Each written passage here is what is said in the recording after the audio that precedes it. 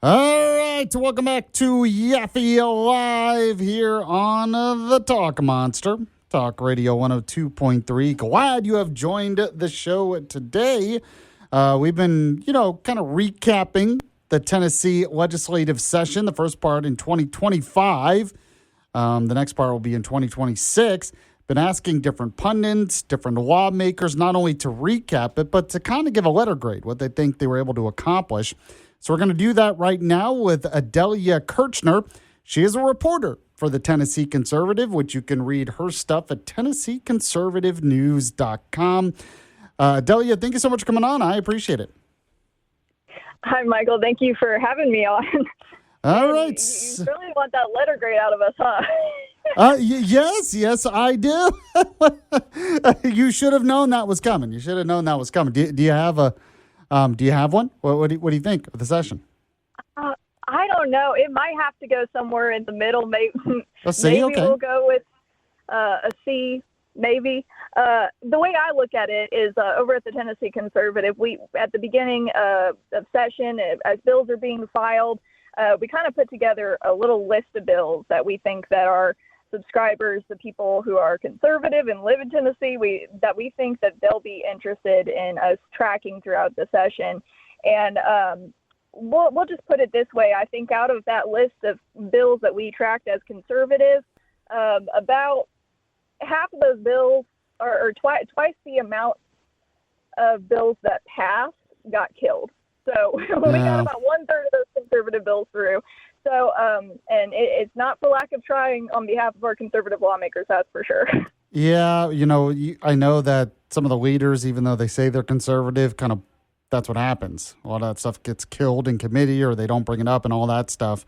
Now, you were pretty much the Tennessee Conservatives reporter in Nashville throughout the session. You were at the State House and everything else.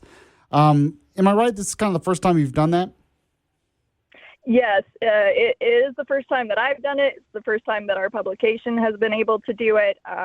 So we definitely appreciate everybody who contributed in order for that to happen. It was certainly an experience. I will give it that much. I mean, anything kind of surprise you about it? I don't know if anything necessarily was like shocking, but I guess I did not expect some lawmakers up there to so vehemently hate our publication. Oh, okay. So it was a very interesting first few weeks up there, kind of gauging who had negative feelings towards me simply based on the publication that I write for. But, and of course we do get online and we call people rhinos, and, I can see how that would get some people to view us negatively. But a lot of the times these folks were in leadership, and these folks, kind of deserved it in a sense. Not necessarily. I'm just saying, people calling you out, a small publication calling you out, does it really mean you can't talk to them? I mean, if you have something to defend, why not defend it? That was kind of my perspective. I thought that these folks would be willing to talk to us with me being up there in Nashville, and a lot of them still weren't. Okay, and I know there was a whole issue where the Speaker of the House would not let conservative publications kind of in the press briefings. Were you eventually able to get into some of those press briefings? Yeah, so a lot of that had to do with Cameron Sexton's press conferences that he personally does. And so I was not able to get into Cameron Sexton's press conferences because I was not part of the official press pool. I was not allowed to be, because I believe in their words, we were a biased publication, and we have chosen to endorse candidates in the past. And the way that I view it, I've said this multiple times, is at least we're honest about our bias. Right. I think that's the only difference between us and most of those folks in the press pool. I have that same issue here sometimes on the radio, because people are like, "Oh, you're so biased," and I'm like, everyone's biased. I'm just honest about it. A lot of these places that you say are neutral, they're not neutral. They're just not honest about their biases. At least with me, exactly. We're honest. I'm coming from a particular point of view, and I'm giving you an analysis and opinion as well as the news. And that's kind of what you guys do. Yes, exactly. So, you were talking about some of the bills that didn't make it through. Are there any in particular you want to highlight that you kind of wished would have passed? I don't know. I mean, I was kind of more focused on like the highlights.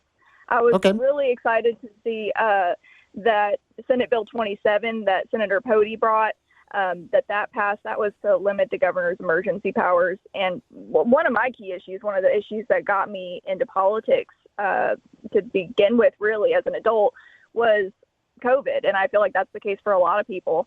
And in Tennessee, there were some things that happened that shouldn't have happened that kind of trampled people's constitutional rights. Churches should have never been shut down the way they were, and so this bill was brought to kind of reiterate something that is already in the governor's oath of office, the lawmaker's oath of office, and that is that they are to uphold the Constitution, the Tennessee Constitution and the U.S. Constitution. And so that was originally carried by Mark Pody and Representative Jody Barrett, but, there was a bit of political blackballing that went on this year, so the sponsor got changed to Rusty Grills in the House, but that did finally make it through. It was a major success. I actually had one of the folks who contributed to authoring that bill reach out to me when it passed, I think, in the Senate, and they were like, you should title the article Randy McNally votes against his oath of office, because that's really what it was if somebody voted against this bill. And you know what? I titled it exactly that. I was like, because it is funny, but also, it is what it is. Yeah, and did was that one that the governor wasn't going to sign? Yes, that is one that the governor chose not to sign. And his reasoning was something along the lines of, well, that inhibits the governor's ability and the Tennessee Emergency Management Agency's ability to properly handle emergencies. And then later on in his letter saying he wouldn't sign it, he goes on to say, it also just reiterates something that's already in the oath of office. And it's like, well, if it's just reiterating something that is already established, how does it prevent you from properly handling an emergency? Yeah, those two statements, you're right, are very contradictory. You can't say it gets in the way of an emergency, but then say it reiterates it. It's like, well, then you shouldn't be doing it anyway. That's an excellent point. I'm speaking with Adelia Kirchner. She is a reporter for the Tennessee Conservative. She was the on-site reporter during the General Assembly in the 2025 session, reporting right there from the State House. Now, one of the big issues, I'm sure you saw a lot of back and forth on this, was something that didn't end up making it through. Now, I spoke recently with State Representative Gino Bolso, and he thinks there's a good chance it'll make it through next year in the House. We'll have to see. But it was a bill that would charge illegal immigrants and parents of illegal immigrant children tuition in order to be a part of a public school. Now, originally it was going to force school boards to do it. Then they kind of watered it down. It would just give school boards the choice to do it. But it didn't end up making it through the House. But I'm sure you saw a lot of the back and forth on that. Oh, yes. This was one of the big deal bills this year. There was protest after protest after protest, folks coming up to the Capitol. And pretty much as if this bill was the end of the world and was going to, be the death of illegal immigrants everywhere. And I kind of questioned all these protests because a lot of folks came up. A lot of them were non-English speaking. A lot of them seem to have been brought up there by different organizations. And my question was, are any of these folks illegal? Because if so, aren't you putting them in danger hypothetically, like based on your premise? By bringing them up to the state capitol, aren't you putting them in danger? And then if they're not illegal, why is this the end of their world? So I felt like there was a lot of information being spread about that legislation on the left side of things that was probably inaccurate, and it was getting people to be very emotionally invested on that side. And then on the other hand, you had a lot of people who were really happy to see this bill come up and were like, this is going to demagnetize our state. And I understand where those folks are coming from. But honestly, from the get-go, I never expected this bill to actually go through. Oh, really? You were pretty skeptical it would make it. Yes. And the reason is because, you can't, when it was going to force people to do it, I was like, well, that conflicts with a previous court precedent that says that the states have to provide a free public education to illegal immigrant students. And so that was a big part of the conversation was, well, what are we going to do with that? And so then it became, well, we'll make it optional. And the goal with this legislation will be that it's going to get challenged in court, and maybe we can overturn that court precedent so that we can, in the future, charge tuition and refuse to enroll illegal students. And so it turned into this whole thing of, we want it to get challenged in the courts. And, when you want something to get challenged in the courts, that costs money. Legal battles cost money. And so to me, I was like, I just don't see it going through with the giant fiscal note that's going to be attached to it. And because it was brought by folks, in leadership, and it was supported by leadership, it may very well have a surviving chance next year, maybe once they make more room in the budget or something. But I didn't really expect it to go through this year. Well, I know they were worried, too, that I guess the federal government might go after them, cut some funding because it would be ruled unconstitutional or something like that. So they wanted reassurance from the Trump administration. They sent them a letter, but they kind of sent it late, so there wasn't really enough time to get it done. I felt it sounded kind of like a cop-out to me when I heard that. Like, I was like, did they really honestly expect Trump to do something on that? I seriously doubt it. But you're right. It just seemed like that was never going to make it through. But they did end up passing some bills, right, dealing with illegal immigration? Yes, they did. And it kind of started with the special legislative session that they decided to hold like right at the start of the regular legislative session. Right.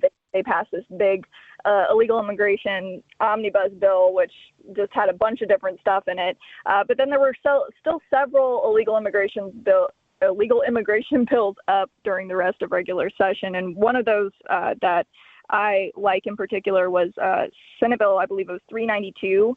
Senator Brent Taylor and Representative Chris Todd brought that one.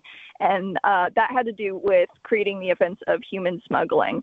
And the way that works, the way that it was intended to work is that it criminalizes the activity of businesses and nonprofits leading up to human trafficking, like the offense of human trafficking. So it's pretty much making it to where the actions of a business or a nonprofit organization that is transporting or harboring or hiding pretty much illegal immigrants in the state of Tennessee, it makes it to where as soon as you start making money off of harboring or hiding those illegals, if it's for commercial purposes, it's criminal. It's criminalized, and there's no ifs, ands, or buts about it. The Attorney General can come after you. Very interesting. Adelia Kirchner, she is with the Tennessee Conservative. She was their reporter reporting from the State House during the legislative session. The Tennessee Conservative just does great work when it comes to what's going on in Tennessee politics. Adelia, really appreciate you coming on the show. As always, I know we'll talk to you again in the future. Yes, thank you for having me.